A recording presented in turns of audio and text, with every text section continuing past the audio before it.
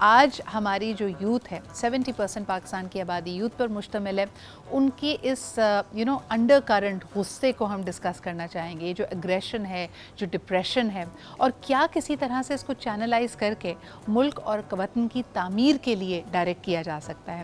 ایسے لوگ جو ہماری رہنمائی کر سکتے ہیں ہمارے آج کے پروگرام کا اور اس گفتگو کا حصہ ہیں۔ فرسٹ اینڈ فارموسٹ یہ ہمارے ساتھ موجود ہے، پہلی ملاقات ہے ان سے آج رمضان میں میری، اور اس بات کا گلہ بھی تھا لیکن تھوڑی سی ان کی طبیعت خراب تھی۔ آئی ہوپ کہ عالیہ بھابی اللہ تعالیٰ آپ کو مکمل صحت کاملہ دے۔ ہمارے ساتھ موجود ہیں عالیہ سارم، اور یقیناً آپ ان کو جانتے ہیں، ایک فلاحی اور سماجی کارکن کی حیثیت سے خوبصورت باتیں کرتی ہیں، لوگوں کو یقیناً ایک رستہ دکھاتی ہیں۔ So thank you very much Aliya آپا فار بینگ ہیئر۔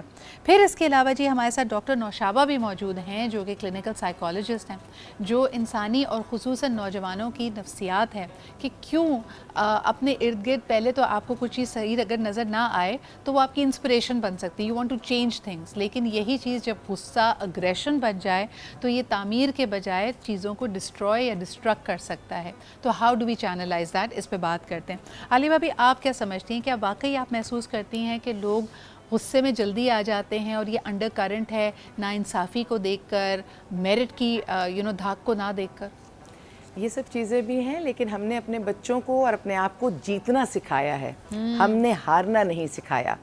ہار کو سنبھالنا جیسے جیت کو سنبھالا جاتا ہے، ایسے ہار کو بھی سنبھالا جاتا ہے۔ دوسری بات کہ اگر ہماری بات مانی جائے تو ٹھیک ہے، اور اگر ہمیں بات ماننی پڑے تو انزائٹی ہو۔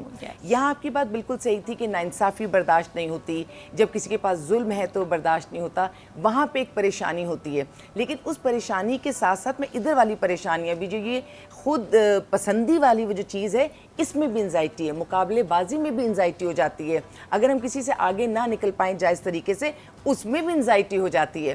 تو یہ دونوں چیزیں، اگر تو آپ حق اور سچ پر ہیں اور کوئی چیز آپ کو لگتا ہے غلط ہو رہی ہے، اس میں انزائٹی اس لیے کم ہوتی ہے کہ آپ کے پاس ایک مشن ہوتا ہے کہ یہ چیز غلط ہے اور اس کو آپ نے پھر ٹھیک کرنا ہے۔ پھر انزائٹی کے بجائے آپ کا دماغ اور دل کام کرتا ہے پازیٹیو ڈائریکشن میں، پوری طاقت سے، بالکل کے ساتھ، پوری طاقت سے، دلجوئی کے ساتھ آپ اپنے ہدف کی طرف بڑھتے ہیں۔ لیکن یہ ایک $1,000,000 کویسچن ہے، ڈاکٹر نوشابہ آپ کیا کہیں گی کہ یہ یوتھ کی جو اگریشن ہے، جو ان کی انرجی ہے، اس کو ملک کی تعمیر کے لیے، معاشرے کی بہتری کے لیے ہم کس طرح ڈائریکٹ کر سکتے ہیں؟ جی بسم اللہ الرحمن الرحیم، شکریہ آپ کے مدعو کرنے کا۔ میں تھوڑا سا اس کو، اگر آپ ڈپریشن کی بات کر رہے ہیں اور انگزائٹی کی بات کر رہے ہیں اور پھر اگریشن کی بات کر رہے ہیں، تو سمجھنے والوں کے لیے یہ ضروری بات سمجھنے کی ہے کہ سٹریس اور کانفلکٹ کے رائے میں اختلاف رکھنے سے سٹریس کانفلکٹ لاتا ہے، کانفلکٹ اگریشن لاتا ہے، اور اگریشن لیٹر آن انگزائٹی اور پھر ڈپریشن۔ انگزائٹی اینشیس کرتی ہے آپ کو مستقبل کے لیے، ڈپریشن آپ کا پاسٹ ہے۔ بالکل ہمارے یہاں اس کو سمجھنا، اس فرق کو، امبیلنس کی آپ بات کر رہی تھی، جدھر سوسائٹی میں کانفلکٹ تب آتا ہے جب امبیلنس ہے، میرٹ پر نوکریاں نہیں مل رہی، غریب غریب تر ہوتا جا رہا ہے، امیر امیر تر، امبیلنس، تو وہ کیمیکل امبیلنس کو جو کہ آپ کی ڈے ٹو ڈے ایکٹیویٹی کو متاثر کرے، اس کو ہم ڈپریشن کی طرف لے جاتے ہیں۔ ایگریشن میں وائلنس ہے، اس کے اندر فرسٹریشن ہے، لیکن اور غصہ ہے بہت زیادہ۔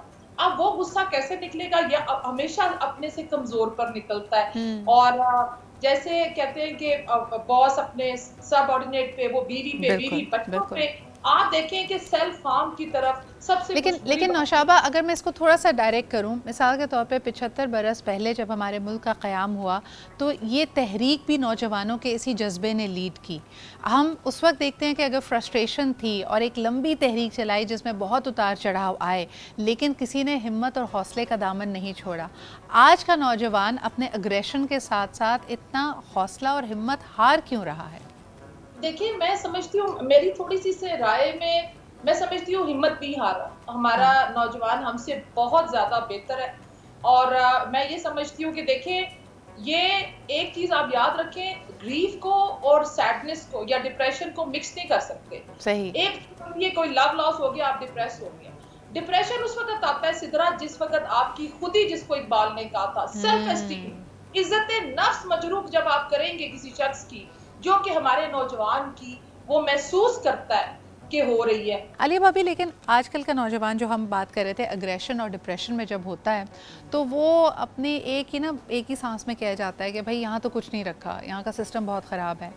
آپ ہم کیسے بتائیں؟ ہم تو وہ جنریشن اپنے دادا پر دادا کے ہم قصے سنتے تھے، لیکن آہستہ آہستہ یہ قصے لوگوں سے دور ہوتے چلے جائیں گے، تب ان کو کیسے احساس دلائیں کہ پاکستان کتنی بڑی نعمت ہے؟ ہم نے جو اچھی چیزیں کھو دی ہیں ان کو واپس لا بھی سکتے ہیں، جو چیزیں چھوڑ دی ہیں اس کو اپنا بھی سکتے ہیں، صحیح۔ تھوڑی محنت کرنے کی ضرورت ہے۔ دیکھیے جب پاکستان بن رہا تھا کیا نہیں چھنا تھا ہاتھ سے، آپ کی زمین، آپ کے اپنا آپ کا خون، آپ کا خاندان، لیکن کسی کو ڈپریشن، انزائٹی، گریف کچھ تھا ہی نہیں، گریف بھی نہیں تھا، یعنی سب ختم ہو گیا تھا، لیکن اس چیز کا وہ دکھ بھی اس انداز میں نہیں تھا، کیونکہ ایک جذبہ تھا، انہیں پتا تھا کہ انہوں نے اس قربانیوں کے بعد حاصل کیا کرنا ہے۔ وہ دکھ اس حوالے سے تھا کہ کیا نکل گیا ہاتھ سے، لیکن جو اللہ نے عطا کیا وہ اتنا بڑا تھا کہ وہ اس چیز میں کہیں صبر کے ساتھ وہ شکر زیادہ ادا کر رہے تھے۔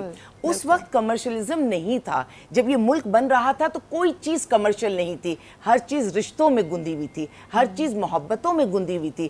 تو جب ہم یہ ساری چیزیں گونتے ہیں تو یہ ساری جو ٹرمنالوجیز ہم یوز کرتے ہیں ہوتی ہوں گی کہیں، لیکن خود ہی پیدا ہوتی ہیں، خود ہی کہیں دب جاتی ہیں۔ جیسے دکھی انسان ماں کی گود میں آتا ہے تو بہت سارے علاج ماں کی گود کر دیتی ہے، ماں کی ممتا، ماں کی خوشبو، اور پھر وہ خوشبو صرف ماں کی تھوڑی ہوتی ہے، ہر رشتے کی اپنی خوشبو ہے، اس زمین اس دھرتی کی اپنی خوشبو ہے۔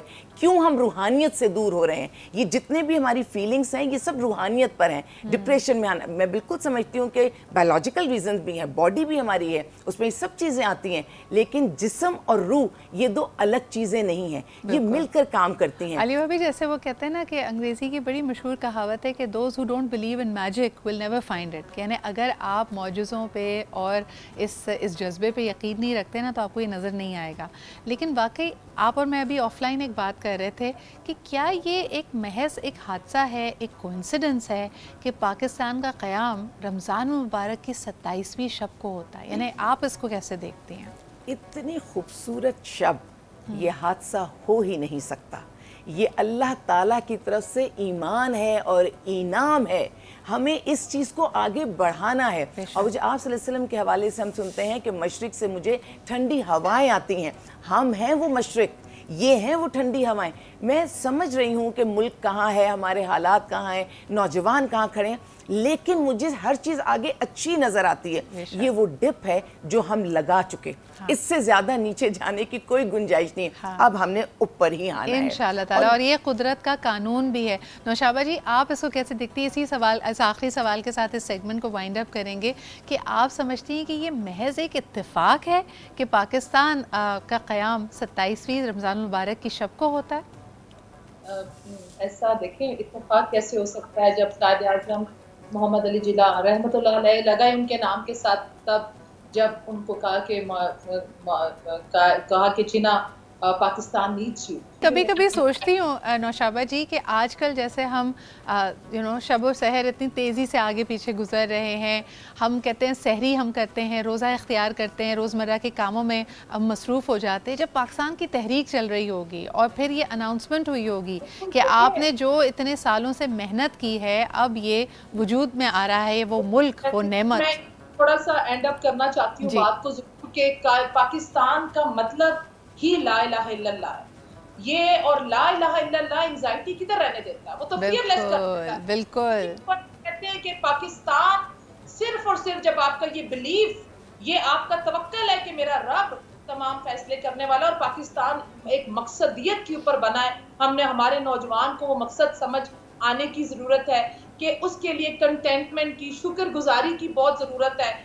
بیوٹیفلی سیڈ، آپ نے بڑی اچھی بات کی کہ پاکستان کا مقصد اور پاکستان کا نعرہ جب لا الہ الا اللہ محمد رسول اللہ ہے تو پھر تو ٹینشن کی، گریف کی، ڈپریشن کی کوئی گنجائش نہیں رہتی۔ بالکل، ایبسلیوٹلی کرتا ہے، اپنے اوپر ریلائی کرنے کا حوصلہ دیتا ہے۔ بہت بہت شکریہ ڈاکٹر نوشابہ اور عالیہ بھابی ہمارے ساتھ موجود تھیں، اور یقیناً خوبصورت پیغام کہ جی یہ محض اتفاق نہیں ہے، اللہ تعالیٰ کا خاص انعام و اکرام ہے ہماری مملکت پہ، ہماری قوم پہ،